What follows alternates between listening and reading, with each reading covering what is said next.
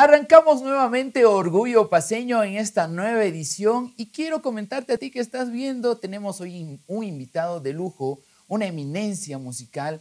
En su época también fue bailarín, así comenzó en la música en realidad y seguro tú lo vas a reconocer porque tocó en varios conjuntos representando a Bolivia a nivel internacional y él es el actual director de Música de Maestros y seguro lo vas a reconocer. Así que recibamos con un grato placer para mí recibirlo y tenerlo acá en el set, y él es el maestro Rolando Encinas.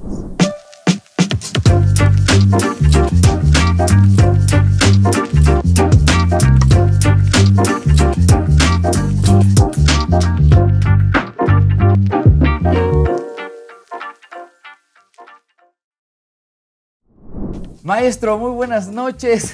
Un gusto. De verdad un placer tenerlo acá. Es una eminencia para mí, para mucha gente, tanto musical, para todos los bolivianos y a nivel internacional. Un placer que esté acompañándonos acá. Gracias, Yoshimar. Gracias por acercarse a esta vida que he tenido un poco, a la actividad musical y a la que he dado tanto de mis años.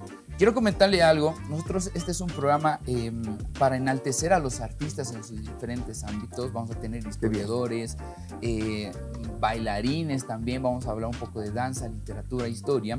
Y en esta ocasión quiero comentarle que todos los programas, todas las ediciones de Orgullo Paceño vamos a ir rotando de cuadro para obviamente hablar de los pintores, de los artistas que se hicieron cargo.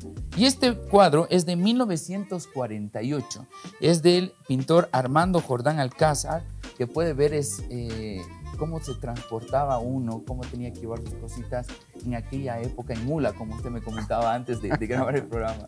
Sí, bueno, mi madre por lo menos siempre me comentaba cuando ella era maestra rural detrás de Lillimani en Mutuaya, en esa región, cómo entraba todo el día en realidad montando la mula y mi hermano hace una semana atrás me contaba lo propio, cómo tenía que caminar 4 leguas y después subirse a la mula.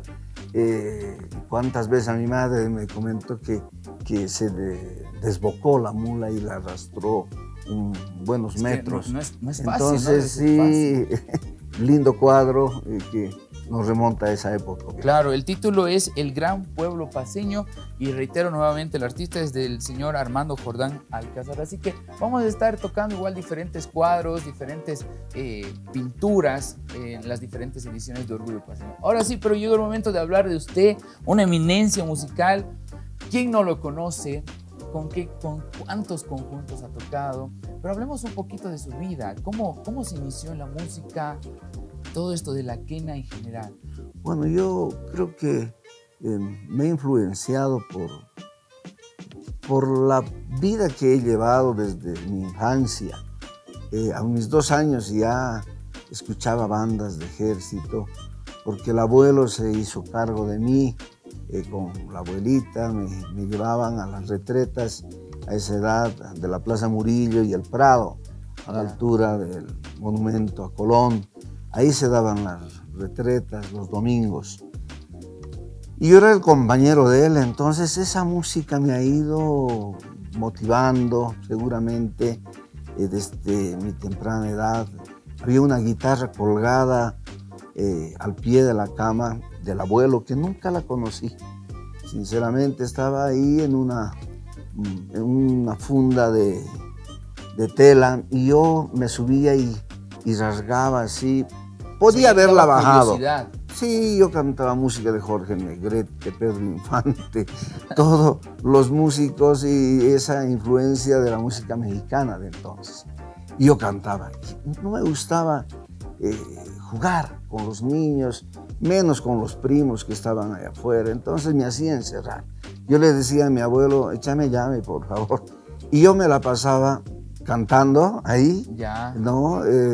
Yo te hablo de mis 4 años hasta mis 9 años, esa vida llevaba y haciendo matemáticas, sabía, antes ya de entrar al kinder, sabía sumar, restar y multiplicar, y con decimales y con todo, porque el abuelo era dedicado al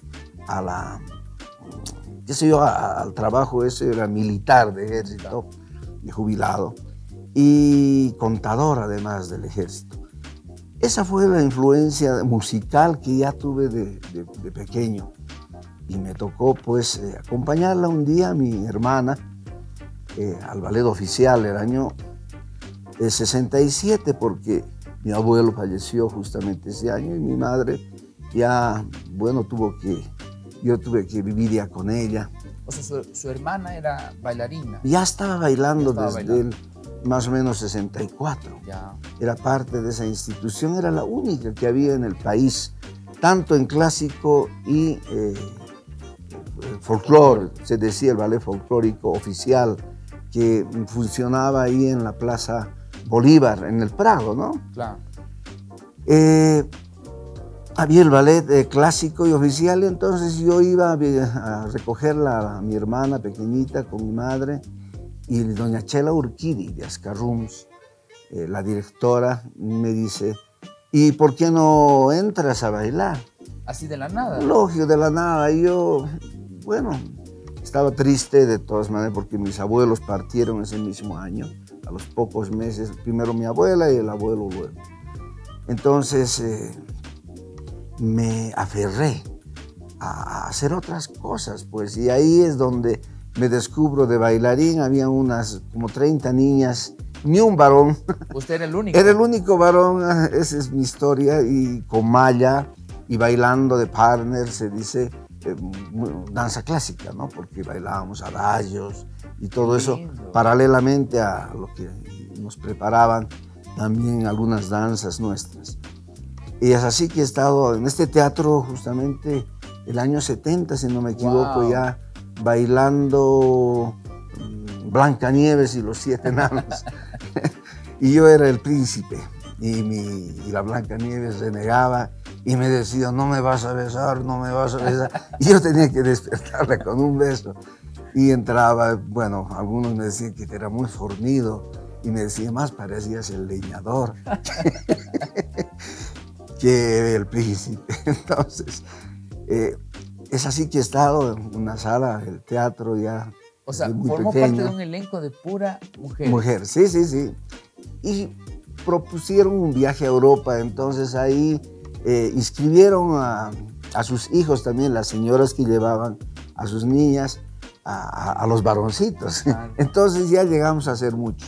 Pero en eso se cerró el ballet. Ya. Se cerró por buenos años el ballet, por lo menos folclórico, y doña Chela comenzó a trabajar desde entonces como ballet de Chelita Urquidi en la calle Ecuador. Y yo continué con ella. También bailaba un poco, iba a mis clases, iba a algunas clases con la maestra Melba Zárate. Me gustaba el clásico, pero creo que más me he dedicado después con los años a la quena. Porque justamente en esa institución conocí a Ernesto Cabur. Era bailarín del ballet oficial folclórico. Y muchos otros amigos. Si no me equivoco, él tocaba en los Jairas. ¿Sí? Exacto, él venía con sus instrumentos, él había empezado justamente ya a formar parte él formó en realidad los Jairas entre el 65 y el 67 se venía pues, con charangos, quenas, y me obsequió una quenita pequeña para que yo comience a dar... Pero usted le dijo, me parece... No, me aficioné porque trajo varias cosas y él entró, obviamente él era mucho mayor, casi unos 17 años más que yo, y él entró a bailar, era del cuerpo de baile, yo era pues, del infantil, ¿no? Entonces yo me quedaba después de mi clase un buen rato ahí, y ahí me enseñó a tocar un tema, una quena pequeña como para mis dedos. De 5, bueno, aquí tenía 5 huecos nada más esa quenita. Y, ¿usted qué edad tenía? Yo tenía 9 años. 9 añitos ya. 9 años, entonces yo soy del año 58, nacido en La Paz. Y bueno, ese momento despertó en mí la música también. Ahí se enamoró de la quena completamente. Sí, y paralelamente vine todos los años 70 haciendo música. Bailaba en varios restaurantes, el Internacional, Los Escudos, con el ballet de Doña Chelita, después también con el Gitano y su ballet hicimos dúo un buen tiempo. Bailaba en el ballet Bolivia, donde estaba en realidad la crema también de bailarines, como don Eduardo Mazuelo, Gil Casalas, gente muy linda, Lauro Rodríguez, y durante 2 años, entre el 72 y 73, estuve con ellos compartiendo ese espacio, pero también dedicado a la quena, porque recuerdo que cuando faltaba algún conjunto, don David Santalla, que era el animador, venía: Rolito, tiene que tocar, vístanlo o desvístanlo, y delante de todos me vestía para entrar a tocar quena, porque no llegaban los payas o no llegaban Zulma y Ugar, entonces yo tenía que rellenar. Que bailar, y cuando faltaba el conjunto... Tenía que salir a tocar mi quena. Era interesante, pero bueno. Ernesto Cabur partió el año 69, se fue a Europa, y yo ya comencé a trabajar solo, buscando una línea musical. Me gustaba mucho, ya como había comentado, desde niño yo escuchaba preludios de Adrián Patiño por las bandas, escuchaba música de afuera, boleros de los Panchos y las zambas. Todo eso me gustaba, y yo sacaba con quena, y ya tocaba música de películas. Al oído. Al oído, obviamente. Claro. Entré a La Habana también, y entré al conservatorio. ¿Entró al conservatorio? Entré al conservatorio de don Gastón Paz, un gran barítono que tuvimos en el país, que es de Cochabamba. Él me inscribió, me dijo: Rolando, tú tienes mucho talento, yo te voy a inscribir en el conservatorio. Y estudié un tiempo, pero no tenía instrumento. Me pedían el instrumento y no tenía las posibilidades económicas, entonces tuve que dejar. Pero fui parte de la banda del Colegio Don Bosco, donde he estudiado, tocaba flautín, hasta que el padre Sabini me vio tocando quena en vez de estar bien uniformado con mi cordón, y me dijo: mañana usted me lo trae, mi instrumento. Entonces, de esa manera devolví, dejé ya de ir al conservatorio. Era tan especial ese tiempo, ¿no? Uno necesitaba instrumento para estar en una institución como esa, ¿no? ¿Y el tema de los viajes con el ballet? Porque... era interesante, porque yo sí que no podría decir a nadie que, porque pecaría. No he sido uno de los estudiantes dedicados, por ejemplo, no. Yo me perdía ya cuando integré algunos grupos como los Payas, o cuando viajaba ya desde el año 72 a los festivales de Arequipa, con el ballet de Chelita. Pero ¿y cómo su mamá me dejaba? Eso yo digo ahora. Yo tengo mi hijo Adrián Encinas. Él ya tiene 15 años y me costaría dejarlo así nomás viajar. Mi madre a esa edad, más o menos el año 69 o 68, algo así, yo ya estaba viajando con un conjunto de jóvenes. Yo era niño, los Laris, y me dejó viajar a Cochabamba por un mes. O sea, ¿lo soltaba? Me soltaba, sí, no, sí. ¿Y ella no lo acompañaba tampoco? No. Yo he sido muy independiente desde pequeño. ¿Confiaba en usted? Mucho. Yo creo que eso me ha formado. Entonces, cuando yo viajaba, se daban, por ejemplo, en la época de los Payas, mucho las minas. Telamayo, Estalza, Vicayo, Siete Suyos, Chorolque, Bolívar, no sé qué minas más. Todas las semanas yo tenía que estar en una de esas minas tocando con agrupaciones, con los Payas en especial, ya el año 75. Y yo estaba en colegio todavía, pero ya faltaba. Me iba a Estados Unidos, iba a Panamá, iba a un lado, a Brasil, a todo lado viajaba ya de una manera muy independiente, pero felizmente, bueno, mis estudios han sido relativos también, ¿no? Pero más me he dedicado obviamente a la Maestro, y en su época, en esa época cuando empezó la música, sabemos de que, o sea, no hay que mencionar esto, se maneja un estereotipo de que el músico se descarría, se podría decir. ¿Cómo manejaban eso? Si usted era niño y ya tenía planteado ser músico para toda la vida. He tenido mucha personalidad. Eso yo creo que es importante. Eso me ha formado quizás las matemáticas, la forma de ser disciplinado, ¿no? Desde pequeño. Entonces sabía lo que yo quería. Yo estaba con gente del año 70, hemos hecho de los Lobindar, estaba Jaime Loaiza, el pianista, formamos Folklore 2000. Paralelamente tenía un proyecto de grupos pequeños, grandes, etc. Y formamos un grupo muy lindo porque era órgano electrónico, Hammond, que se veía uno de los primeros en llegar, guitarra eléctrica, batería, yo quena y charango. Yo ya tocaba charango también, me gustaba. Entonces, como que ahora toca muchos instrumentos. Bueno, algunos, pero bueno, afición siempre, pero la quena es mi instrumento. Entonces,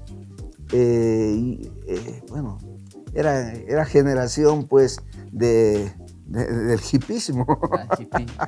Y bueno, la novedad de quizás de la marihuana, estaba ahí, yo estaba mirando, yo era niño o adolescente y no me hacía problema. Y bueno, allá ellos, pero yo sabía lo que quería. O sea, usted ahí. Entonces, tranquilo. Y yo he convivido con mucha gente linda. En el ballet oficial habían bailarines, quizás unos eran bisexuales, tenían ciertas inclinaciones. Yo no me hacía ningún problema. Compartía con gente que consumía de repente desde entonces esa novedad, ¿no? del cigarrito. Pero yo vivía tranquilo, era respetado, ya yo me he buscado ese respeto de ellos y me movía al nivel de ellos, porque ellos eran jóvenes, yo era todavía un pequeño, era un adolescente. Entonces, en los payas ellos también eran mayores, no, me llevaban quizás por unos 15 años, pero no me hacían ningún problema, viajábamos y hablábamos de igual a igual. Entonces eso creo que es importante. Mi madre me ha dado, ¿no? Mi madre me ha dado mucha confianza y ahora soy una persona creo que de bien, yo lo he sido siempre. Sí, comparto con mis amigos alguna vez, pero bueno, estoy en otro momento de la vida. Claro, en esa época yo creo que usted estuvo enfocado en lo que quería. Me he regocijado en la música y en la danza, porque en la casa vivía una vida muy fea también. Tenía cerca un entorno hostil y con unos familiares que vivían. Entonces yo me he regocijado en esa música. Era como su escape, digamos. Mi escape ha sido eso. Cuando hablábamos con mis hermanos, fin de semana nos hemos reunido por primera vez, creo, hablar nuestras cosas, muy interesante. Y me he enterado también de cosas lindas. Entonces vimos que ese ha sido nuestro escape, ¿no? La música para mí, la danza. Qué lindo. Pero mire, maestro, yo de verdad estoy muy orgulloso de tenerlo acá, pero quiero tocar un tema fundamental que creo que es, usted le ha dado a la música un aporte muy grande en cuanto a la quena. Y no solo en interpretar el instrumento, sino que sabemos que usted le hizo unas modificaciones a este instrumento para que, bueno, es la quena actual que ahora se maneja en Bolivia y tal vez a nivel sudamericano, ¿no? Ocurre que la quena era fabricada no por lo general, por artesanos, no luthiers dedicados. Y no de madera, ¿no? Y no de madera, era de caña por entonces, y todos se hacían hacer por la garita o cerca a la policía de Chejini, había una callecita ahí, no recuerdo, pero ahí estaban los luridis, que decimos, que venían de Hualata, los primeros en llegar. Ellos vendían los materiales y bueno, nadie sabía hacer quena, en realidad una buena quena. Todos podía ser una quena que esté en otra nota. Ellos medían con sus dedos el largo y como sea la hacían con la lógica del quena, del choquela, no sé, pues, ¿no? Todos los huecos iguales, bonitos. Y yo creo que cuando yo tocaba con Jaime Loaiza, ahí sí noté que mi quena sonaba desafinado. Y ya era el año 70, ¿no? Pero eso fue como que ensamblando varios instrumentos, ahí notó que sonaba disonante. Lógico, se notaba que había unas desafinaciones de casi medio tono. Entonces yo no sabía cómo. Y fui estudiando cómo podía fabricarme yo, hacerme mi instrumento. Y entre el 74 más o menos agarré, un día me presté el teclado. Le dije, a ver, Jaimito, préstame un rato, y comencé a ver qué notas daba. Porque tampoco le había prestado atención a eso. Bueno, estaba afinado en sol mayor, no la quena. La nota más baja era el sol. Y dije, a ver, ubiqué una lógica en esto. Entonces comencé a ver cómo podía mover los huecos chicos, grandes. Y este hueco chiquito que lo ven, bueno, no se ve porque tal vez está oscuro. Propuse, pues, ¿no? Dije, ¿se aumentó ese huequito? No, lo reducí. Lo reducí. Y bueno, me sonaba más afinado, algunos huecos he alargado, he bajado, etc. Los músicos desde entonces miraban mi instrumento y les causaba gracia. ¿Cómo es esto? Vas a hacer? ¿Cómo? Estás deformando la quena, sí me han dicho. Estás deformando. Bueno, ahora ellos hacen así, ¿no? Esa es mi historia. Posiblemente alguien dice, no, pero siempre ha habido el hueco pequeñito. Allá mis colegas. Pero por lo menos hasta ese año no había ni nadie que toque así, con una medida distinta y de una afinación exacta al teclado, ya, digamos, que es una afinación temperada, diferente, ¿no? O sea, la reducción del huequito hizo para que estabilice con... Lógico, con la afinación y además con la afinación incluso de la tercera octava ya, ¿no? Y es ahora la quena que manejamos todos, o la que incluso en el colegio te piden para que lógico, puedas... ya esto, hasta la Yamaha hace estas quenas he visto en Japón, a medida. He dicho, qué interesante, pero bueno, en ese momento no había dónde inscribirlo. Yo era un muchacho. Claro, usted lo hizo para que suene mejor, digamos. Y bueno, yo estaba en Los Payas ya en ese momento. Y me dice René Vizcarra, Rolito, hay un señor que tiene una tienda aquí en la Sagarna, quiere que se lo hagas quena. Fui, era un peruano, y me dice, yo quiero 100 quenas que me lo hagan. Y me ofreció una buena cantidad, pues, ¿no? Para mí me caía del cielo. Entonces hice las quenas en unos 3 meses. ¿Cómo era? Y yo tenía mi anafre, no tenía ni cómo agujerear, ¿no? Había que agujerear con mucho cuidado y no tenía la técnica yo de los cuchillitos, nada, porque ellos manejaban los luriris, ¿no? Yo con clavo caliente, alicate, comencé a hacer los huecos y afinar. Hice en 3 meses, mi labio ya estaba cayéndose, pero logré terminar, entregué y entonces desaparecieron esas quenas por aquí, ya empezaron mucha gente a tocar, yo veía en los conjuntos mi medida y... ¿Cuántas quenas hizo? 100. 100 quenas. De caña, pero no había de madera. De caña. No había de madera. Después ya de unos 3 años o 4, estábamos con Julieta ahí en el café que teníamos en el Don Bosco. Yo hacía música con Yuri Morales. Y un día era un tecladista, es un tecladista de los más importantes, ¿no? Músicos bolivianos. Y él me dijo, mira, una quena, la Julieta había comprado de madera, ¿no? Pero ya de madera, ya en cantidad, ya se vendía con esta medida. Con el cambio que usted hizo. Con el cambio y con todo. En realidad, no es haber reducido el hueco.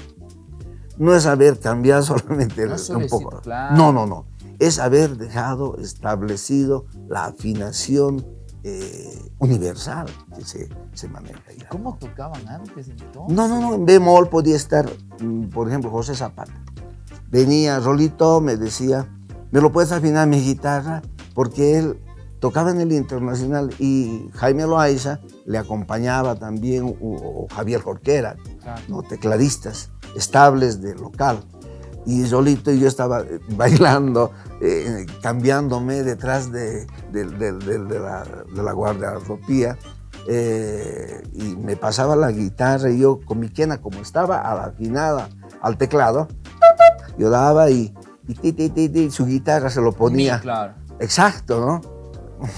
Y le pasaba. Y ahí afinaban el Domingo, su hermano, etcétera, seguramente el charango. y cuando tenían que tocar con el teclado estaba bien. Entonces era interesante, no, podía estar más bajo y los quenistas de entonces no se hacían problema de eso.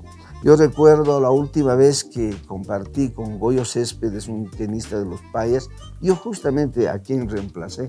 Estábamos en Raxchi, Perú, y él se hizo su quena, pero no sé, lo perdió noche antes o lo regaló.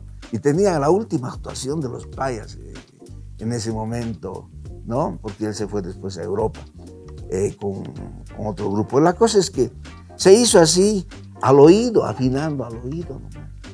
No tenía ninguna referencia de ningún aparato que le dé el la, el mi o el re, ¿no? Claro. O pidiendo a Octavio Cordero, ¿no? Mi compañero que era de grupo de los Payas, pam, pam, el mi tal vez de la quena y él ya al oído.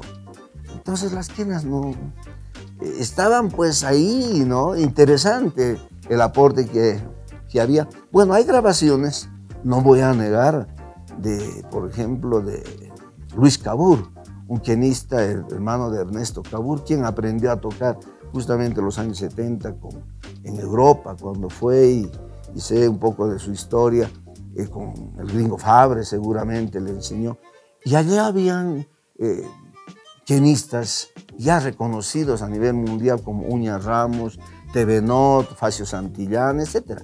Entonces, seguramente aprendió también porque vino tocando música paraguaya y cosas que nos impresionaban, ¿no? Algo diferente. Diferente, ¿no? Interesante. Entonces, él ya manejaba la tercera octava bien.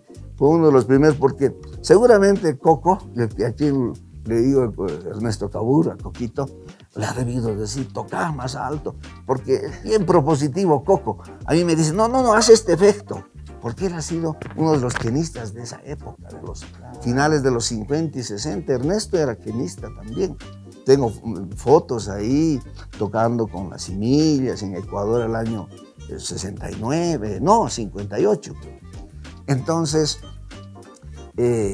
han habido quenistas y otros posiblemente con Ricardo Mendoza, uno de los quenistas a quien yo un poco he seguido. Pero allá en los años 50, obviamente, Ernesto Cabur tocaba, ¿cómo tocaba? Con una quena pequeñita, más pequeñitas eran las quenas. Más pequeñitas. Bueno, pero también de estas quenas así, hay fotografías de los años 40, de la estudiantina B. Rivera, allí por Suipacha, en la región sur, en una estudiantina que tenía don Felipe Rivera. Y eran quenas delgaditas, tipo peruanas, de caña y con 6 huecos aquí adelante, ¿no? Ya también se manejaba esa forma que algunos dicen, no, quien ha impuesto es el Gilbert Fabre. Y bueno, hablando de Gilbert Fabre, él ha influenciado mucho con los jairas justamente, a los jóvenes. Aparte de lo que me ha influenciado a mí la música del abuelo y todo que conté, también la música de los jairas. Porque ellos ya año antes, en 66, sacaron El llanto de mi madre y todo eso, y estaba pues, en la radio sonando. Bien. Entonces yo al oído, yo escuchaba en la radio, no había televisión todavía, y comenzaba a sacar esas melodías. Así se hacía antes. Era así. Ahora tenemos la facilidad de buscar todo en internet, qué notas un son dedo exactamente, y listo. Un dedo. Lógico, antes no había. Te cuento algo más que es tan anecdótico. Los charangos, por ejemplo, nadie sabía, bueno, unos cuantos sabían la afinación, y obviamente Ernesto, ¿no? Como ya se fue Ernesto y yo quería tocar charango, nadie quería enseñarte. Todos afinaban así. Era como que yo sé y no sí, yo sé y no. Y de eso se acuerda el Pepe Murillo, siempre él me hace así. A él hacía igual así, ¿no? Yo creo que sí. No, el Pepito. Entonces, eran los conjuntos que no querían pasar acordes. El primer método de charango con el que yo he aprendido también es de Ernesto Cabur, el ABC. Ahí te daban los acordes más importantes de las tonalidades sencillas, ¿no? Claro. ¿Y quién no ha aprendido con eso? Entonces el aporte de Ernesto, de los jairas, etcétera, ha sido determinante en esa generación. Y ahora nuestra. Todo lo del charango igual encuentras en internet. Ya nadie se está escondiendo así.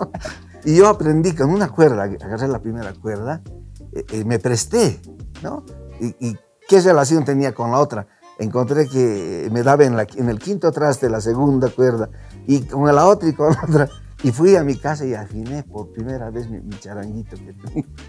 Increíble.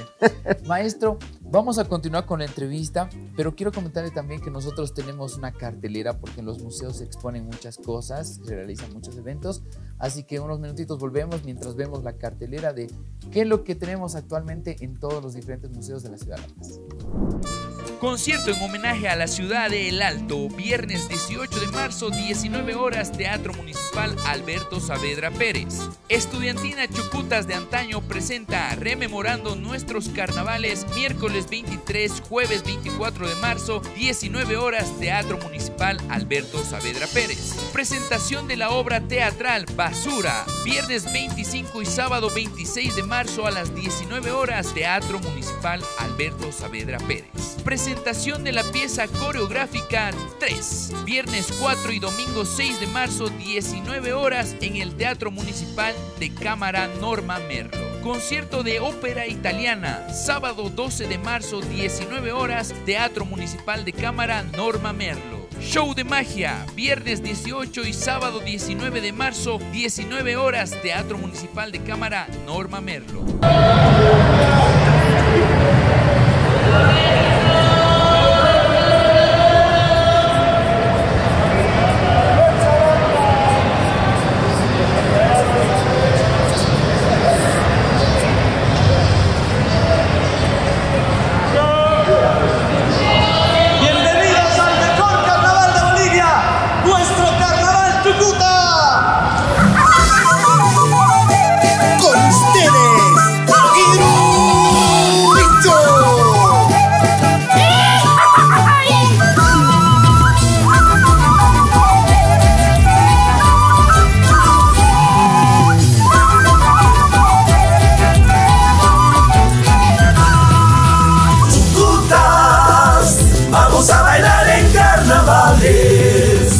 Nuestra ciudad maravilla, viva el Stronger y el Bolívar. En nuestra ciudad maravilla, viva el Stronger y el Bolívar. Marraqueta con fricasé, nos hallamos un paseñar. Los pepinos y los chutas alegran nuestra ciudad. Marraqueta con fricasé, nos hallamos un paseñar. Los pepinos y los chutas alegran nuestra ciudad.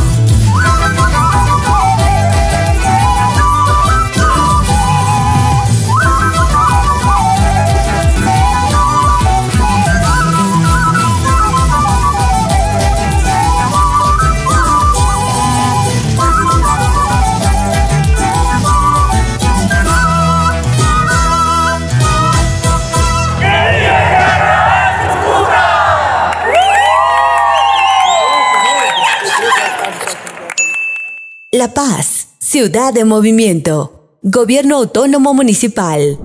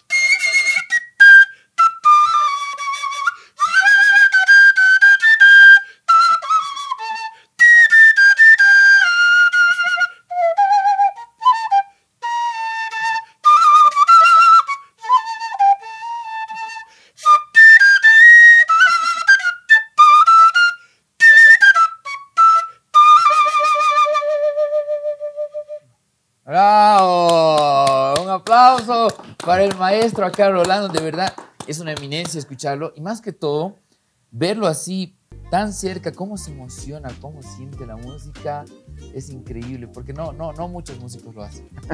y obviamente estoy hablando de mí, pero yo, de verdad, verlo me emociona mucho.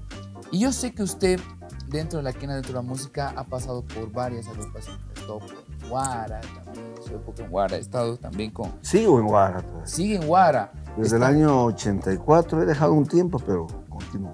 Y cuénteme esa anécdota, ¿cómo entró Guara? ¿Se formó? Bueno, tenían una invitación a España y Rolando, quien grabó ya los temas Collita, etcétera, con flauta, se fue a Europa entonces y tenían una invitación a tocar a un hotel, el Princesa Plaza.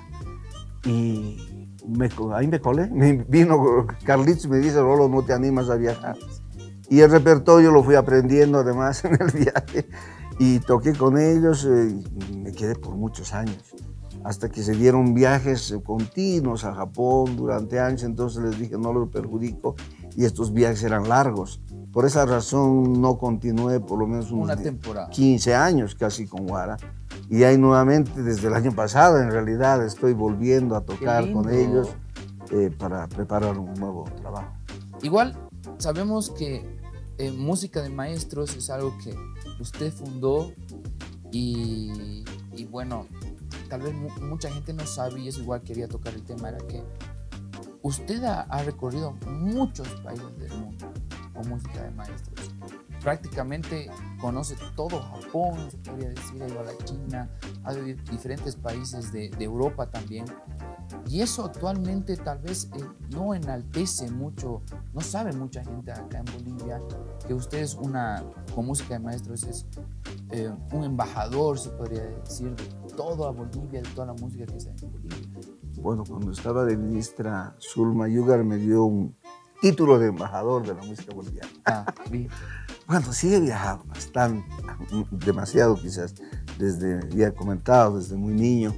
Y estas etapas ya de trabajo, en realidad, como también de festivales junto a la Compañía Nacional de Danzas, desde los años 90, han sido importantes en la difusión de la música nuestra y en el aporte que mi persona ha hecho manejando música de maestros. Hemos ido 20 veces por lo menos al Japón y ahora voy de solista, a Europa no sé, he perdido la cuenta, Estados Unidos, etc.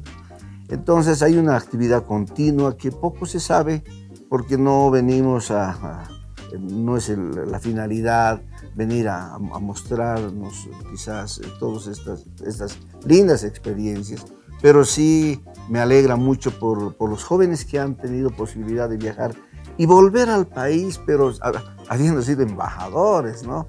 Entonces es lindo, han cambiado, yo diría, muchos jóvenes, porque de aquí han ido medios timoratos y han vuelto pues con una personalidad, claro, porque han visto otro espectro de la vida, de las cosas, la cultura, la relación con otras personas, otros países. Entonces abre mucho, la gente que sale afuera en realidad es la que va a cambiar este país. Y en cuanto a música de maestros, sabemos que tantos años de trayectoria ha marcado generaciones musicales también dentro de sus integrantes. Han de pasar más de 100 personas, supongo, de gente de afuera, muchos músicos del Japón, de Europa y de Estados Unidos han venido, motivados por participar, cubanos, el concertino de la Orquesta Sinfónica de Cuba, Oscar Carreras, era fanático de música de maestro y tocó con nosotros un tiempo, etc. Michel Vigeño, que vive en Europa, en Estados Unidos, y se viene para cada disco a tocar con nosotros, etc. Entonces, yo creo que ha motivado a gente de afuera, como ahora hay muchos jóvenes que son parte potencial de la agrupación. A veces cuando se dice música de maestros piensan que vamos a entrar puros caballeritos de canas. No, ahora es más juventud, y juventud que está aprendiendo y está motivada por esta buena música que propone la orquesta. Y usted como artista, como músico que ha recorrido varios países del mundo, por ahí hay músicos que dicen que no hay apoyo acá en Bolivia, familia, que se complica mucho en salir al exterior, quieren salir, que no hay espacios.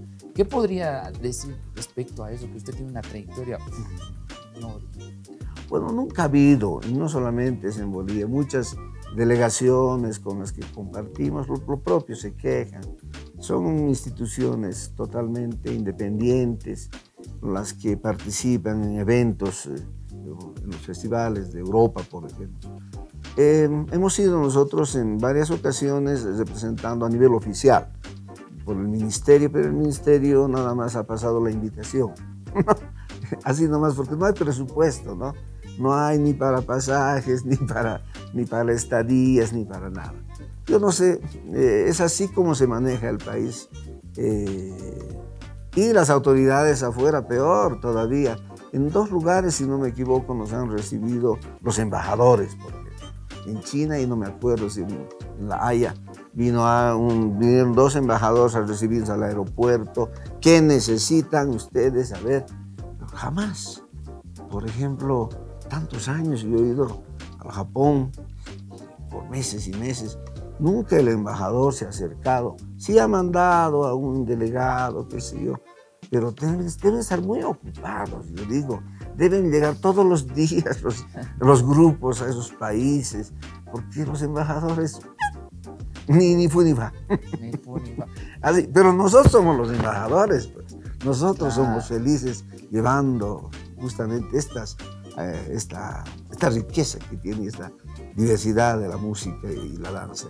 Y con esa extensa experiencia que le mencionó usted, ¿qué podría decir tal vez a los niños, a los jóvenes que se están queriendo encaminar en la música, que igual quieren empezar como ustedes desde muy pequeño, tienen mucha curiosidad de guitarra, quena, en general? Tienen que hacerlo y sus padres deben apoyar y también las autoridades deberían cambiar la mentalidad, porque la música, el arte en general, abre un espacio diferente, una sensibilidad en la persona desde la infancia, ¿no? En otros países se mueve eso y eso es lo más importante. Creo que hace personas de bien la música, porque hay una sensibilidad totalmente diferente cuando uno es motivado por una de estas actividades y se dedica. Sabemos que no vamos a vivir, aquí no hay espacios para tocar. Ayer nomás me visitaba alguien, un músico argentino que salió de Berkeley y me dice, bueno, anda caminando por aquí, por allá, haciendo sus actividades, pero en Bolivia no hay que ofrecer, pues no tenemos locales, no se puede vivir. Pero sí se puede vivir animando, haciendo fiestas. Lógico, la música se ha vuelto para los pies, ya no para la cabeza. Así yo digo. Bueno, apenas uno toca y bueno, los géneros que ya sabemos que están de moda estos últimos años de la morenada y todo, son los que mueven económicamente, mueven el espíritu de los bolivianos. Claro, sin entrar en una crítica, ¿no? No, estoy comentando de una manera amplia porque es la verdad. Ya la gente, la poesía y una música elaborada, tampoco hasta por ahí. No le dan su valor. No le dan el valor lógico, más es el estribillo, lo que dice la frase, ¿no? No sé qué va a pasar cuando yo me muera, no sé, cosas así, ¿no? Cosas que de verdad ahora en la actualidad se viven y es cierto. Pero de verdad muchas gracias, maestro, por haberlo tenido acá. Ha sido un placer conocer un poquito más de su vida y yo creo que para toda la gente que está viviendo Orgullo Paceño igual va a decir, pucha, don Rolando Encinas está en el programa, está súper lindo. Y no sé si nos podría deleitar con una canción más, la que usted desee. Bueno, a ver... o lo pillé en curva. No sé cuándo sale este programa, pero igual. Voy a tocar otra cuequita. Yo soy de las cuecas. Me parece.